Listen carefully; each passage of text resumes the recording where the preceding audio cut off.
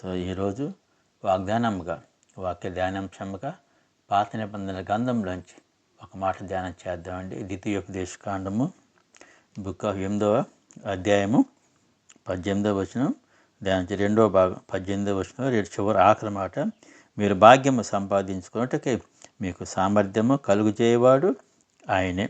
దేవుడు ఈ మాట దీవించిన కాక. ఇది ఏం పెట్టారా, దీని యొక్క స్పిరిచువల్ మీనింగ్ మీకు చెప్తాను. భాగ్యం సంపాదించుకొని మన సామర్థ్యం కలుగేయటం అంటే దాని అర్థం ఏంటంటే, చాలా అనుకుంటూ ఉంటారు, ఏంది దేవుడు నా ప్రార్థన ఆలకించలేదు. ఎప్పటి నుంచి మనకు కూడా అనేకమైన కోరికలు కోరుకుంటాం కదా, కోరికలు కలిగి ఉంటాం, తప్పు లేదు. మీ కోరికలు నెరవేర్చేవారు మన ప్రభువైన యేసుక్రీస్తు. దేవుని స్తోత్రం చెప్పండి. ఆయన మన ప్రభువైన యేసుక్రీస్తువారు. ఆయన్ని ప్రేమించే వారిని ఏం చేస్తానని చెప్పాడు, ఆస్తికర్తలుగా చేస్తానని చెప్పాడు.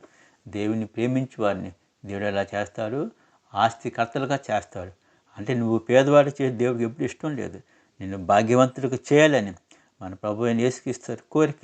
మన ప్రభువైన యేసుక్రీస్తు శ్రీమంతుడు, అందుకని ఆయన పేదవాళ్ళ దేవుడు అని కాదు. పెద్దని పెట్టారు. అందరూ అనుకుంటున్నారు యేసుక్రీస్తు ప్రభు పేదవాళ్ళ దేవుడు అనుకుంటున్నారేమో. No, that's not correct. మన ప్రభువైన యేసుక్రీస్తుడు ఆయన బుద్ధి, జ్ఞానము, సర్వ శక్తి, సంపదలు ఆయనలో ఉన్నాయి కాబట్టి ఆయన వెంబడించే బిడ్డల్ని ఎప్పుడు కూడా భాగ్యవంతులుగా చేస్తా అంటున్నాడు. పిల్లని బిడ్డారు, నువ్వు నమ్ముతున్నావా? నమ్మితే చాలు, ఈ వాగ్దానం మీ జీవితం నెరవేరుస్తుంది. భాగ్యవంతులు చేయటానికి కూడా దేవుడు కూడా ఏం చేస్తా అంటే, ఒకసారి మన కోరికలు కోరుకుంటూ ఉంటాం. మన ఇల్లు గురించి అడుగుతూ ఉంటాం, మంచి కారు గురించి అడుగుతూ ఉంటాం. అలాగే మా పిల్లలకి మంచి గొప్ప ఉన్నతాన్ని నిలబెట్టడం అనుకుంటూ ఉంటాం. మన కోరికలు, తలంపులు అన్నీ కూడా మనం కలిగి ఉంటాం. తలంపులన్నీ మనవే. అలాగే నా వ్యాధి తీసేయమని చెప్పి, నీ ఆదిని భరించలేను, చనిపోవడం సిద్ధంగా అని చెప్పేసి నువ్వు కోరుకుంటూ ఉంటుంది. దాన్ని బట్లారా దేవుడు కూడా ఏంటంటే, మీకు మీ కోరికను నెరవేర్చడానికి, ఆయన కోరిక నెరవేర్చే ముందు ఏం చేస్తాడంటే సామర్థ్యం ఇస్తా అంటున్నాడు. ఎందుకంటే దావీదు ఒక నిమిషం మీకు విషయం చెప్పాలా, దావీదు కూడా ఆయన 15 సంవత్సరాలు ఉన్నప్పుడే, 15 సంవత్సరాల వయసు ఉన్నప్పుడే దావీదుని దేవుడు రాజుగా అభిషేకించాడు.